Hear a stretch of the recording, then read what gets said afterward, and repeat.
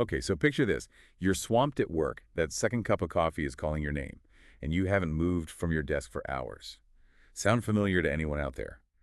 We're all for getting things done, but what if those everyday habits are secretly messing with our hearts? Hmm. Today, we're diving deep into how some pretty harmless activities could actually be increasing your chances of having a heart attack or a stroke. And get this, our guide for this deep dive is some cutting-edge AI analysis. Now, I'll admit I'm no doctor, but I am fascinated by this kind of research. So think of this as your cheat sheet to understanding those sneaky heart hazards that are hiding in plain sight.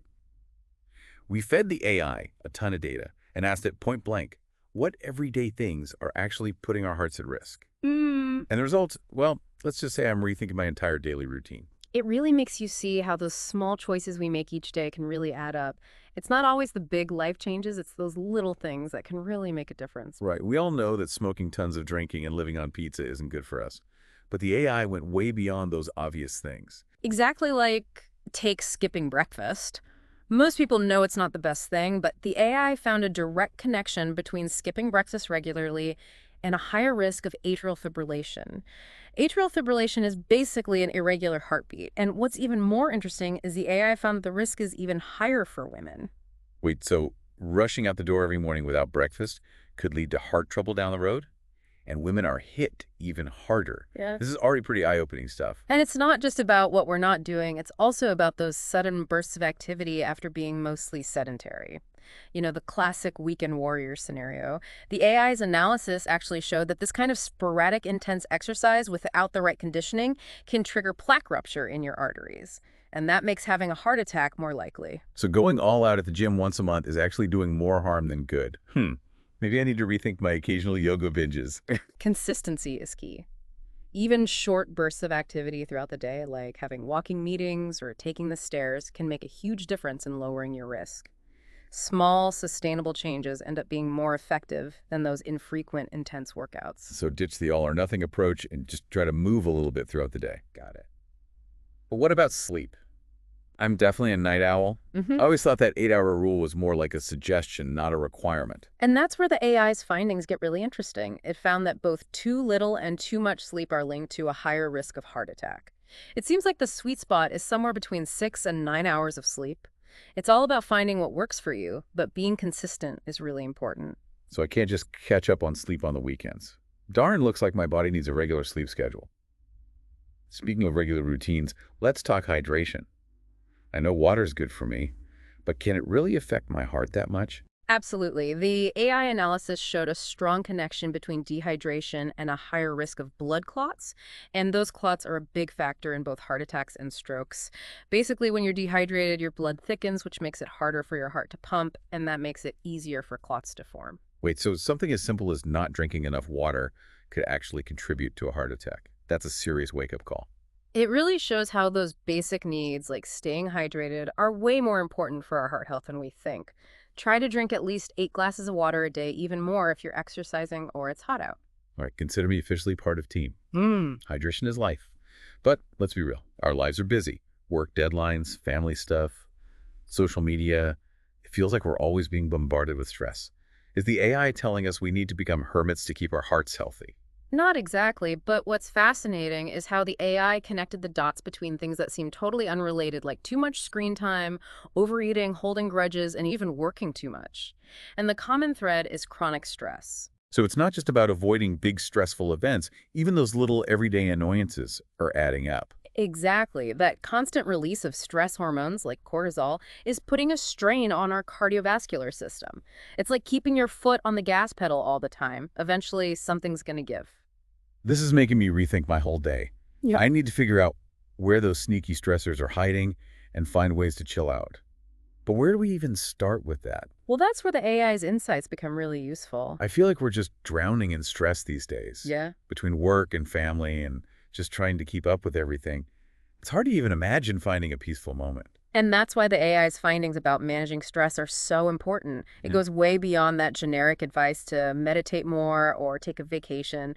It actually analyzed thousands of studies and zeroed in on some specific techniques that have a measurable impact on reducing those harmful stress hormones. Go spill the tea. What are these magical stress-busting secrets that the AI uncovered? Well, one of the most surprising findings was the power of nature. Just spending 10 minutes a day in a natural setting like a park or even your own backyard can significantly lower your cortisol levels.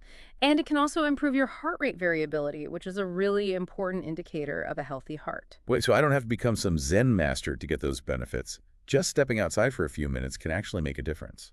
The AI confirmed that even those little doses of nature have a big impact on how our bodies work. It's like hitting the reset button on our stress response system.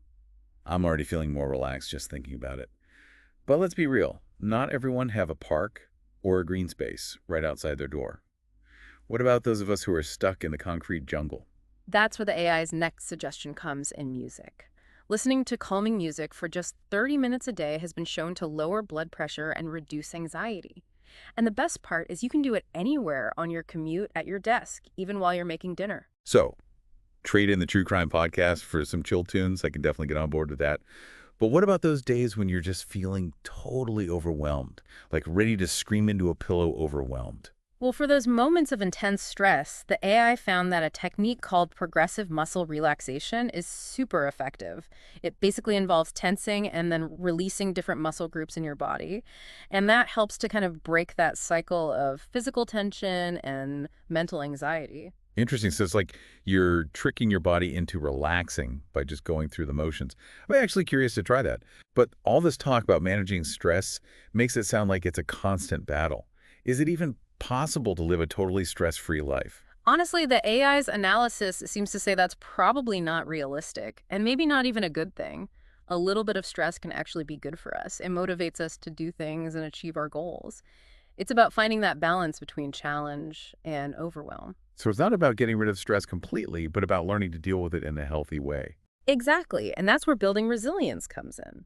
The AI really emphasized how important it is to develop coping mechanisms that help us bounce back from challenges, whether that's through strong social connections, having a sense of purpose, or practicing gratitude. So it's like we're equipping ourselves with this mental toolkit to handle whatever life throws at us. Exactly, and this brings us back to a key theme we've been talking about throughout this whole deep dive, the connection between our physical and mental well-being. It's like that old saying, healthy mind, healthy body, right? Yeah. It seems like the AI is just confirming that ancient wisdom. The data definitely supports that connection, and one of the most fascinating ways this interplay shows up is through our gut health. Wait, gut health. As in, what I eat affects my heart. I thought we were past the obvious stuff. It goes way deeper than that. The AI's analysis actually revealed this complex relationship between the trillions of bacteria that live in our gut, it's called the microbiome, and our cardiovascular health. It turns out those tiny microbes play a huge role in regulating inflammation throughout our bodies. Hold on, gut bacteria can impact my heart health. This is blowing my mind. It's a pretty new area of research, but the findings are really compelling. Basically, an imbalance in your gut microbiome, often caused by a diet that's high in processed foods and low in fiber, can lead to chronic inflammation. And we already know that chronic inflammation is a major contributor to heart disease. So it's not just about what we eat, but also about the entire ecosystem living in our guts. Seriously, this is fascinating. And that's where the AI's recommendations about what to eat get really interesting. It goes way beyond that standard advice to eat more fruits and veggies. It pinpointed specific foods that have been shown to actually nourish those beneficial bacteria in our gut and promote a healthy balance. Okay, I'm all ears. What are these gut-friendly heart heroes that the AI is recommending? One that really stood out was fermented foods like yogurt, kefir, and sauerkraut. They're packed with probiotics, which are basically live bacteria that can help replenish the good guys in your gut. I've heard of probiotics, but I always thought they were just for digestion. I had no idea they could affect my heart health, too. The research is still ongoing, but the early results suggest a pretty strong link between a diverse and thriving gut microbiome and a lower risk of heart disease. So ditch the sugary yogurt and opt for the fermented stuff. Yeah. Got it. What else is on the AI's gut healthy shopping list? Fiber is another really important one. The AI highlighted how important it is to eat a variety of fruits, vegetables, whole grains, and legumes. Those all provide prebiotics, which are essentially food for the beneficial bacteria in your gut. So we're creating a feast for the good guys in our gut to help them outnumber the bad guys. I like that strategy. And that brings us to another important point, the impact of artificial sweeteners on our gut microbiome. The AI's analysis found that regularly consuming artificial sweeteners can mess up the balance of bacteria in our gut. And that could potentially lead to inflammation and metabolic issues that increase your risk of heart disease. Hold it, those diet sodas I thought were a healthy choice are actually messing with my gut. The research suggests that artificial sweeteners can have some unintended consequences for our gut health. It's probably best to limit them or avoid them altogether. Wow, that's a sugar-free truth bomb I wasn't expecting. So it's all about nourishing our bodies with real whole foods and ditching the processed junk and the fake stuff. Exactly. And that includes being mindful of added sugars. The AI found that those are a big contributor to inflammation and a higher risk of heart disease. It's not about cutting out sugar completely, but just being aware of how much we're eating and making sure it's not taking over our diet. So finding that balance again, Yeah. right? Indulging every now and then, but focusing on feeding our bodies with foods that support both our gut and our heart. Precisely. And that balance goes beyond just what's on our plates. It's about every aspect of our lives, from how we handle stress to how much we sleep to how we move our bodies. It's like this whole deep dive has been a lesson in interconnectedness. Everything is linked, and making even small changes in one area can have ripple effects on our whole being. And that's the beauty of it. We have the power to make choices that support our overall well-being. And those choices create a ripple effect of positive change that goes way beyond just our heart health. This is definitely making me rethink my whole approach to health and wellness. It's not about chasing quick fixes or trendy diets. It's about creating a lifestyle that nourishes us on every level. And that's a journey worth taking, one that can lead to a life filled with energy, resilience, and a heart that beats strong for years to come. I'm starting to see the bigger picture here. It's like the AI is saying that true heart health isn't just about checking off boxes. It's more about understanding how all these different parts of our lives actually connect. It's a more holistic approach, isn't it? Recognizing that our physical and mental and even our emotional well-being are all tied together. We've talked about sleep stress, gut health, even those sneaky dangers of so-called healthy sweeteners. What other surprises did the AI have up its sleeve? Well, this one might seem a little counterintuitive, but the AI actually flagged loneliness and social isolation as big risk factors for heart disease. Wait, so being a social butterfly is actually good for my heart? Huh. I always thought those extroverts were just annoyingly cheerful. It's not just about being the life of the party.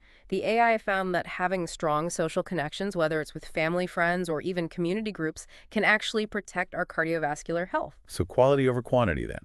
It's not about having a ton of superficial relationships, but about having those truly meaningful connections. Exactly.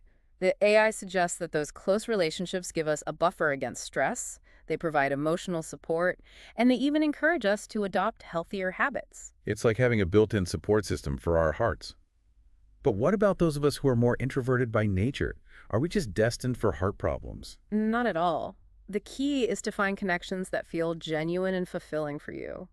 It might be a small group of close friends and online community that shares your interests, or even volunteering for a cause you're passionate about. So it's all about finding those connections that bring us joy, whether we're introverts or extroverts. Exactly, and that brings us back to something we talked about before, the importance of listening to our bodies. Oh, right. It's not just about following all the rules, but about tuning into our own individual needs and how our bodies respond to things. Everyone is different. What works for one person might not work for another. The AI really emphasized that.